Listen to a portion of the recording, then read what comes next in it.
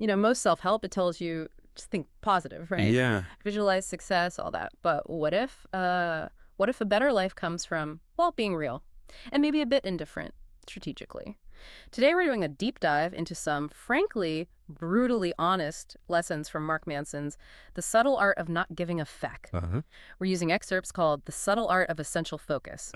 And look, this isn't about becoming apathetic. It's really about focusing your, limited energy on what actually matters. Yeah, and what's fascinating here is how Manson just flips conventional wisdom on its head. Yeah. It helps you figure out pretty quickly, actually, where to put your effort in life. It's about being really selective.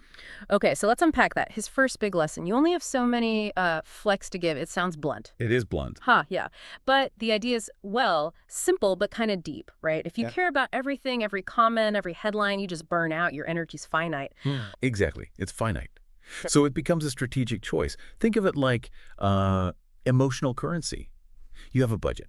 Spend it wisely on your health, your goals, the people who matter, not on petty drama or, online arguments or stuff you just plain can't control. That's where the freedom kicks in, deciding what doesn't get your energy. Right. And that flows straight into the next point, which is a big shift for a lot of people. Problems never actually end. Yeah. And that's okay. So if happiness isn't about no problems, what is it about then? That's the core question, isn't it? Mm-hmm. Manson argues happiness isn't this magical problem-free state because, let's be real, that doesn't exist. It comes from solving meaningful problems, Mm-hmm. problems you choose to care about. So the goal isn't dodging problems, it's upgrading them, Hmm. finding better struggles, Yeah. the pain of growth versus the pain of just stagnating. Okay, this next one.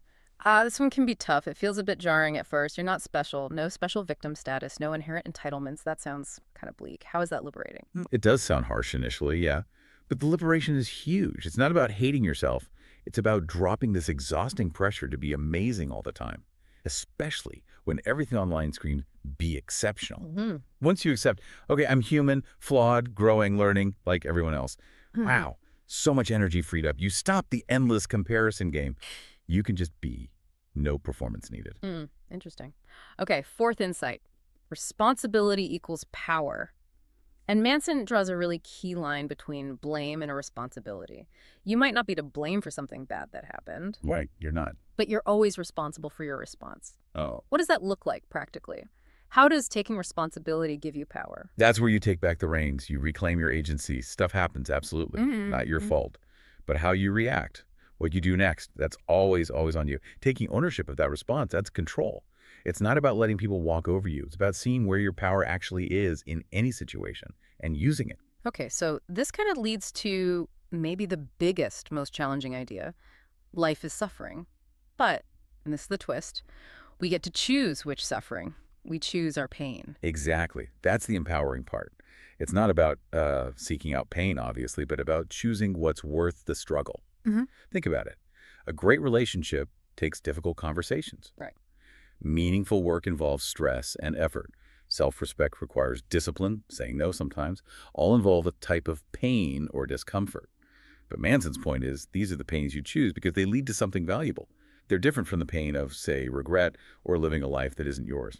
So Manson's book, yeah, it's loud, it's raw, it's real, definitely shakes things up. So wrapping this up, what's the big takeaway for you listening right now? Well, if you really sit with these ideas, like really internalize them, they can genuinely change how you approach things, your choices, your challenges. The power isn't just hearing them, it's in the doing.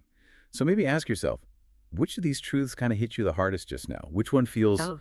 relevant? Yeah, and maybe a final thought to chew on. What pain, what struggle might you consciously choose to embrace, knowing it could lead somewhere truly meaningful for your life?